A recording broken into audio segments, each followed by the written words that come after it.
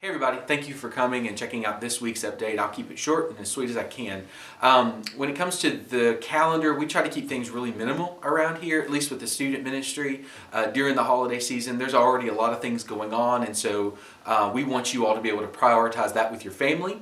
And so we keep those things to a minimum. And so I do want to mention a couple of things that are on the calendar and then address something that we're doing for Wednesday, and then we'll be done. First of all, Winter Retreat registration is still open. They have around 17 days still to register for that. The planned cutoff date is January 1st. There is a chance that we could push that back a little bit. It really does depend on what Crossings will allow us to do when it comes to submitting names and lodging and things like that.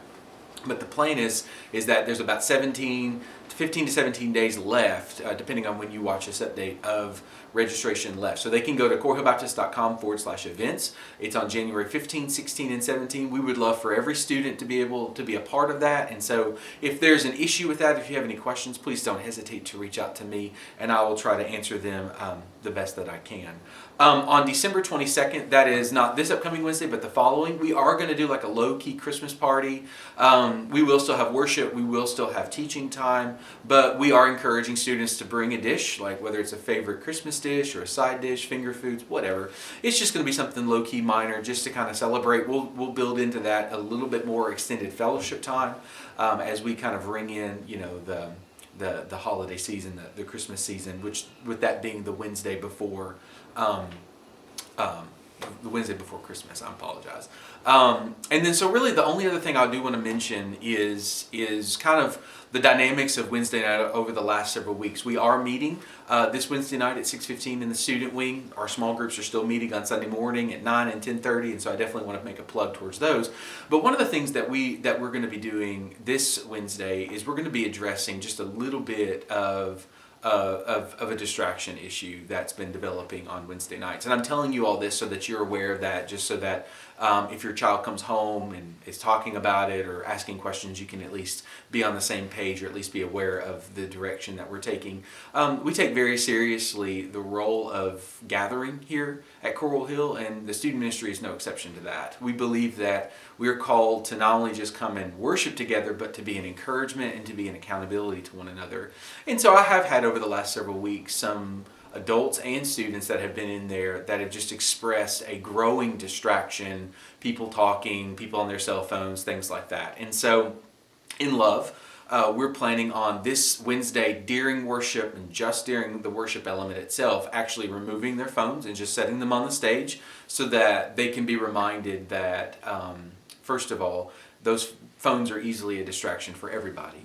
Not just students, but for adults too. But then number two, it gives them the opportunity to really dig into the Word without being, without the constant temptation that's around them. So in that event, if there's a situation where you need to get a hold of them or whatever, you can contact any of our adults that are in there. I'd be more than happy to give you a list of those names if you want to contact me, or you can obviously text me. It'll be a little bit harder if I'm teaching, but we're just doing that mainly as just a reminder for kiddos that the purpose of us being there is not to be on our phones, but it's actually to be in the Word, to be an encouragement to one another.